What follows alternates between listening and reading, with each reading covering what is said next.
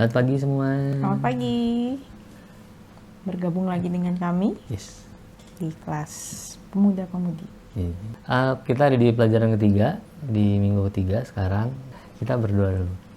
Kami sungguh bersyukur Bapa di surga pada pagi hari ini bisa menyiapkan diri, menyiapkan waktu untuk mendengarkan firman Tuhan, juga merenungkan firman Tuhan itu.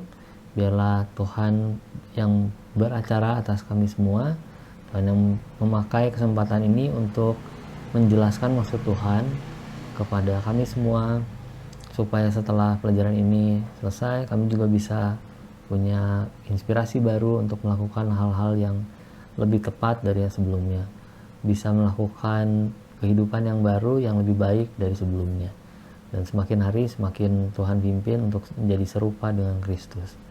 Dalam nama Yesus Kristus kami mau serahkan doa ini, amin. Amin. Judulnya Ya. Murid Yesus yang memilih menjaga kekudusan di hadapan Tuhan. Ini kayak itu ya Bu, kayak salah satu dulu film ada yang judulnya mirip-mirip, The Girl with Dragon Tattoo, Dragon Tattoo. Terus The Girl with apa? The Girl with sampai oke. Bersikul-sikul gitu. Iya. Oh. Nah, ini kan udah yang pertama itu ya menyangkal diri, terus murid Betul. yang apa? Tidak terikat harta gitu. Nah, sekarang murid yang gitu, memilih gitu ya. udah masuk trilogi. Nah, ini sekarang tentang menjaga kekudusan di hadapan Tuhan. Sebetulnya kita memahami secara singkat kalau yang namanya kekudusan itu harus dijaga mau bagaimanapun itu. Namanya juga kudus. Ini nggak ngomongin terbatas di kekudusan seksual ya? Ya, ya. Bukan hanya itu Bukan gitu hanya yang itu. mau dijelaskan di pelajaran kita hari ini. Kekudusan juga kan bicara soal uang, Ya. soal hubungan dengan orang lain gitu. Baiklah, kita mulai dari ini dasar-dasarnya dari itu ya. Dari Daniel 1 satu pasal ya seperti ini, ayat 1 sampai 21.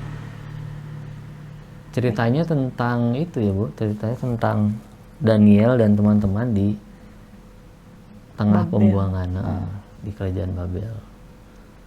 Kita mulai dari membaca ayat hafalan. Ayat hafalan ini diambil dari Roma 12 ayat 2. Janganlah kamu menjadi serupa dengan dunia ini, tetapi berubahlah oleh pembaharuan budimu, sehingga kamu dapat membedakan manakah kehendak Allah, apa yang baik, yang berkenan kepada Allah, dan yang sempurna. Nah, kalau dari penjelasan di kitab Daniel ini, Daniel pasal 1, secara nggak bilang secara singkat juga ya, tapi kalau boleh dibilang praktis, kita lihat ada dua persoalan di situ. Yang pertama adalah soal menjaga kita sendiri sebagai penjaga kekudusan itu, lalu setelah kita menjaga ada rewardnya dari Tuhan. Ya, betul. Oke, jadi kita poin pertama dari pelajaran ini kita bicara tentang keputusan menjaga kekudusan, karena keputusan itu seperti pilihan berarti ya, mau dijaga mau enggak gitu. Iya, betul. Mau tetap ikut Tuhan atau mau sekarang nyimpang dulu. Di sananya nanti beda. Nah, mungkin teman-teman mikirnya saya kan nggak menyimpang ya, dalam arti kata misalnya saya tidak menyangkali Tuhan gitu, saya nggak berganti agama misalnya gitu, tetapi pilihannya mungkin antara yang tadi itu ikut Tuhan atau jadi serupa dengan dunia. Nah, jadi serupa dengan dunia itu kadang ya masih agamanya mah Kristen gitu ya, tapi nah itu praktiknya gitu. Ngomong bertutur kata supaya kan kita harus serupa dengan serigala karena kita di tengah-tengah gitu ya, di tengah-tengah serigala. Jadi kita juga pakai kalimat-kalimat seperti serigala gitu ya. Kalau bahasa teman saya dulu, yang keluar tuh kancing coplok gitu ya. Kancing coplok gitu, itu kan ada frase yang mirip gitu ya. Orang-orang Bandung pasti paham betul itu ya soal soal kancing coplok gitu. Mudah itu. Yang di luar Bandung mungkin bingung, emang bahasanya apa gitu. Jangan dicari tahu, udah sampai situ aja ya. Pokoknya kita terbiasa mengumpat orang gitu sebagai kancing. Sebagai kancing. Karena dia biasa ya, itu biasa sih gitu di Bandung. Jadi kita harus serupa kan gitu. Nah itu tanpa sadar kita menjadi serupa gitu. Iya, itu pilihannya di situ. Ini menarik juga sih gitu ya. Kalau buat saya waktu saya menyiapkan pelajaran ini gitu, saya lagi pikir-pikir kalau saya di posisi Daniel gitu ya. Daniel ini dijelaskan gitu di bagian awal pasal 1 ini di ayat 3 gitu. Orang Israel yang berasal dari keturunan raja dan kaum bangsawan. Jadi orang-orang muda yang tidak ada celah, berperawakan baik, memahami berbagai-bagai pengetahuan dan selanjutnya gitu. Karena ini ceritanya sedang direkrut. Jadi bisa waktu saya mikirin ini berarti Daniel itu sudah terbiasa hidup enak ya Pak? Betul. Karena dia bangsawan, pasti ada hak-hak istimewa yang Daniel dan teman-temannya punyai waktu mereka di Yehuda juga gitu. Jadi waktu mereka dibawa masuk ke dalam pembuangan, walaupun mereka akhirnya direkrut, dipilih masuk ke istana raja, rasanya mungkin kayak wah kembali gitu ya, kembali ke gaya hidup yang dulu saya nikmati gitu kan. Sedangkan rakyat biasa kan masuk ke pembuangan dalam kondisi mengenaskan ya harusnya. Iya. Dengan yang tidak nyaman itu.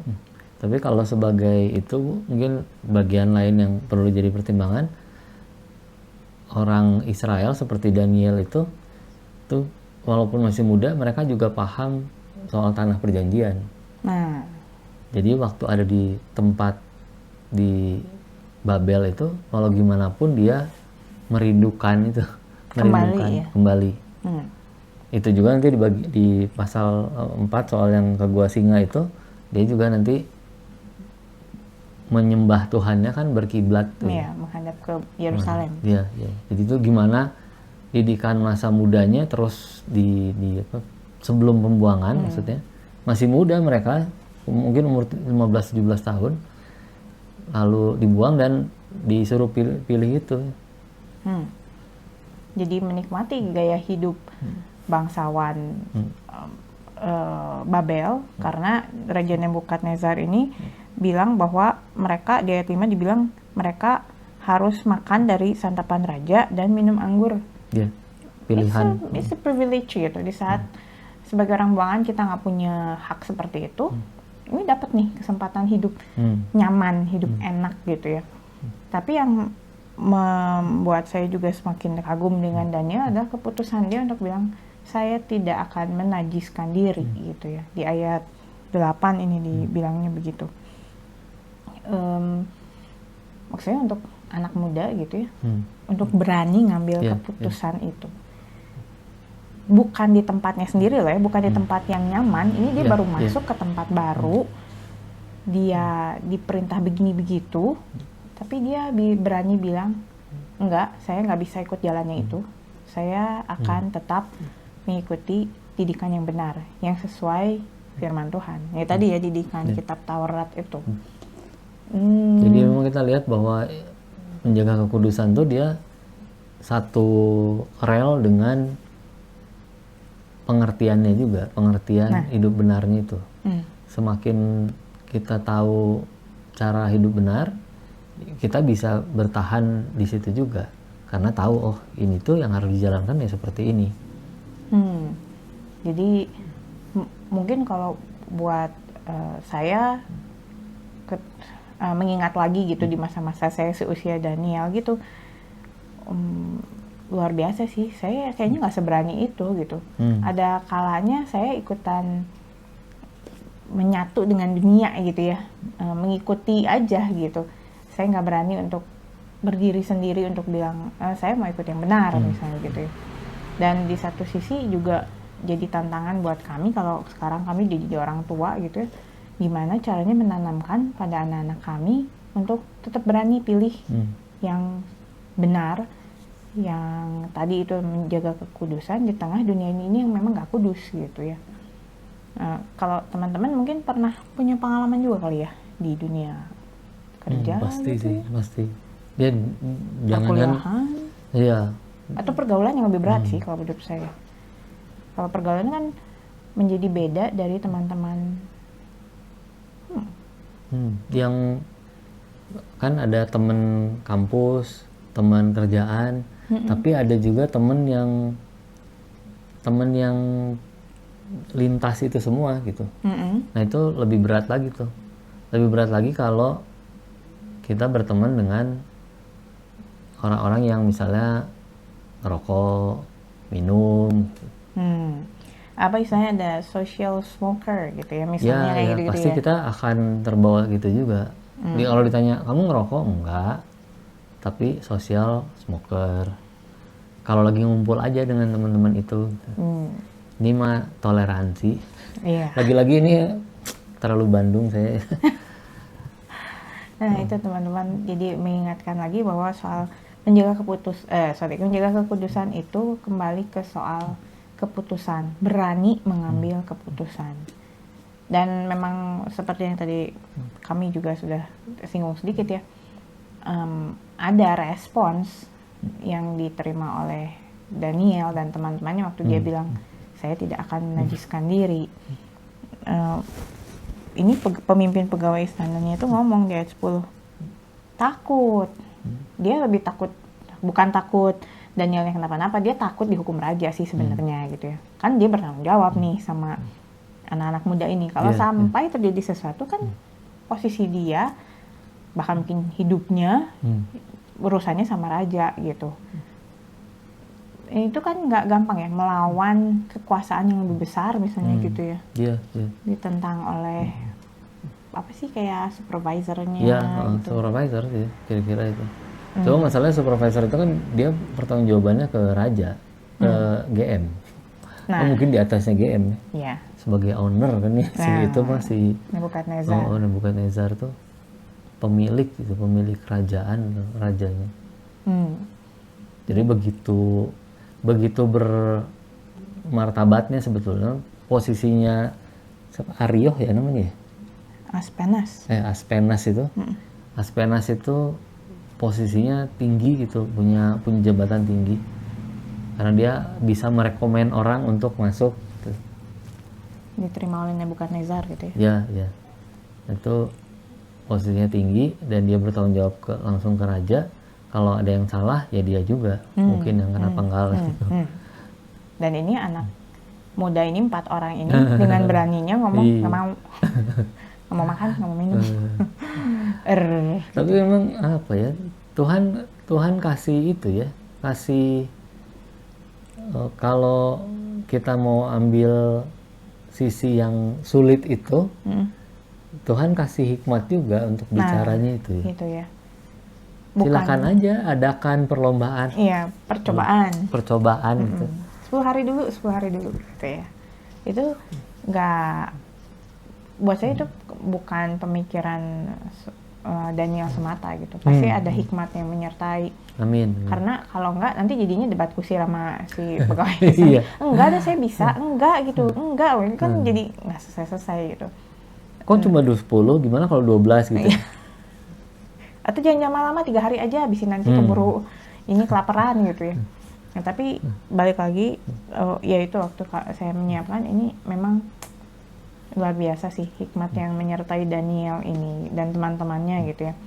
Sehingga ini bisa menjadi teladan juga buat teman-teman ketika mengambil keputusan itu untuk tetap menjaga kekudusan, integritas di tengah pergaulan apapun. Hikmat Tuhan menyertai. Nah, saya nggak tahu sih ya, mungkin tantangan teman-teman ini apa nih sekarang. Kalau tadi Pak Arsindi sempat nyinggung soal social smoker, terus ada lagi soal bahasa itu ya, kata-kata. Kalau di lingkungan saya dulu pernah juga soal kekudusan seksual gitu ya, apalagi di usia teman-teman gitu ya, SMA, kuliah, kerja gitu ya, di saat sudah mulai lebih mandiri, bisa orang tua nggak bisa terlalu banyak memonitor gitu ya. itu kan harusnya kita lebih bertanggung jawab pada diri kita sendiri gitu. Tapi di sisi yang lain godaannya juga makin besar nih ya, makin menyerbu gitu. Nah ini apa aja nih yang teman-teman hadapi gitu dalam kehidupan sehari-hari soal kekudusan ini? Mudahkah untuk melewati itu atau masih terus jadi pergumulan atau gimana? Kita pengen teman-teman sharing juga sih gitu ya. Iya. Ditunggu Japri aja gitu. Ditunggu responsnya ya. Intinya sih kita ingin dukung, doain gitu. Ya. Supaya kalau ada pergumulan bisa kita dukung, dan ya kita semua berharap bisa teman-teman bisa keluar dari pergumulan itu, bisa menang atas pergumulannya. Kita mendukung doa. Betul. Oke. Nah tadi soal penghargaan dari Tuhan itu ya. Yang kedua nih ya. Jadi sewaktu ada komitmen yang kita buat, ada penghargaan juga dari Tuhan terhadap apa yang menjadi keputusan kita. Apa yang jadi keputusan kita itu. Memang kalau di kasusnya Daniel dengan teman-temannya, nantinya mereka udah di pasal 1 ya, udah dikasih tahu juga waktu ditandingin nih, mereka dites, hasilnya itu bukan hanya tubuh yang lebih gemuk aja, lebih gemuk itu di ayat 15. Ayat 15. Tapi jadi mereka bukan hanya lebih sehat dengan makanan yang kudus itu, yang tidak dipersembahkan lebih dulu pada dewa-dewa, tapi mereka diberi kemampuan lebih. Lebihnya itu bukan 1, 2 ya, ditulisnya gimana Bu? Di ayat yang ke 20, dalam setiap hal yang memerlukan kebijaksanaan dan pengertian yang ditanyakan raja kepada mereka berempat, didapatinya bahwa mereka 10 kali lebih cerdas daripada semua orang berilmu dan semua ahli jampi di seluruh kerajaannya. Bukan di antara sesama pemuda rekrutan ya teman-teman. Iya. Bahkan di antara 10. Jadi waktu Nebukadnezar mau rekrut ini, dia udah punya juga ahli-ahli yang lain. Dan waktu dicek karena ini yang ngeceknya raja juga. Begitu dicek, ternyata kepintaran Daniel dengan Misael, Azaria, Hananya. Itu ternyata 10 kali lebih pintar. Itu nggak tahu IQ-nya berapa itu. Dan bahkan kepada Daniel tuh diberikan tambahan lagi di ayat 17 itu dibilang mempunyai pengertian tentang berbagai-bagai penglihatan dan mimpi. Jadi nggak apa ya, ini bukan sesuatu yang menurut saya sih bisa dipelajari orang dalam waktu singkat. Jadi nggak logis sebetulnya kalau 4 orang ini bisa semua ilmu itu. Karena tadi kan dibilang juga daripada semua orang berilmu, semua ahli jampi di seluruh kerajaan. Saya membayangkan orang-orang yang bisa berdiri di samping raja itu pengalamannya udah bukan 1-2 bulan. Mungkin sudah usianya juga berapa gitu ya. Bahkan mungkin di atas rajanya mungkin ya. Meneruskan raja sebelumnya misalnya gitu. Tapi ya itu reward atas kesetiaan anak-anak muda ini, keberanian anak-anak muda ini, Tuhan menyertai dan memberikan hasil yang luar biasa. Walaupun ya teman-teman, bukan tanpa tanpa perjuangan. Dan bukan tanpa kesirikan dari orang-orang sekitar itu kan. Nanti kita juga bisa lihat di perjalanan hidupnya Daniel tuh berapa kali orang berusaha ngejatuh-jatuhin dia gitu. Dan teman-temannya juga ya. Yang patung ini kan abis ini ya. Masuk dapur api, masuk gua singa, apalagi lah gitu ya. Itu bukan tanpa hal-hal semacam itu. Ada usaha-usaha seperti itu dari orang-orang lain. Tapi ketika kembali lagi mereka tetap mempertahankan kekudusan, komitmen untuk benar di hadapan Tuhan, Tuhan lagi-lagi menunjukkan penyertaannya. Lolos dari berbagai hal itu kan. Gitu. Iya. Secara ajaib gitu ya. Ya secara ajaib kan dimulai dari itu ya, dari 10 hari, 10 hari bisa lebih Gemuk. gemuk. Kalau makanannya cuma sayur sama. Bapak lupa gajah sama hipopotamus. Oh iya. Ya kan ya. Kan itu alasan buat orang-orang yang makan salad biar sehat. Belum lihat gajah gitu. Makan daging bikin gemuk, belum lihat singa. Nggak ada singa yang gendut ya. Kan? Yang gemuk malah kuda Daniel. Iya. Itu. Makannya apa? Rumput. Iya. Mungkin itu yang dialami oleh Daniel. Kita nggak tahu. Berarti Daniel banyak penyelam. Oke, kita kembali ke topik dong. Udah betul. Nah, tapi jadi pertanyaannya kan jadi itu ya. Perenungannya mungkin jadi itu. Kita ini sering melihat hasil yang Daniel lakukan itu. Beberapa bahkan berpikir bahwa inilah puasa yang betul. Puasa yang Daniel lakukan itu.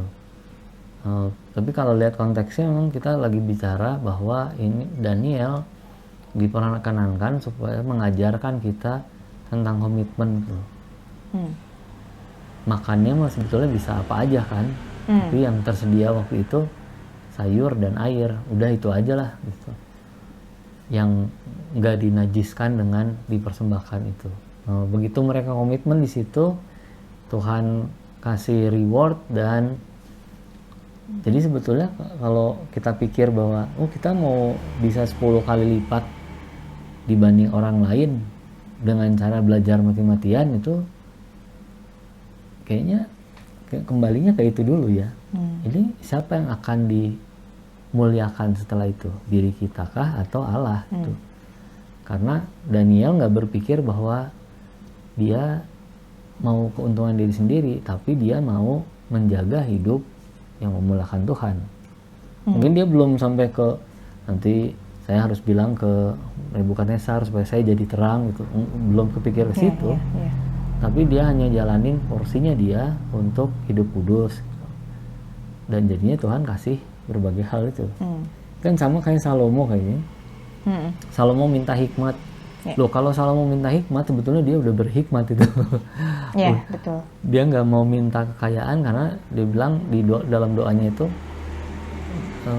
ini bangsa Israel ini bangsa yang besar, jadi dia harus punya hikmat. Tuhan harus kasih saya hikmat supaya bisa mimpin itu.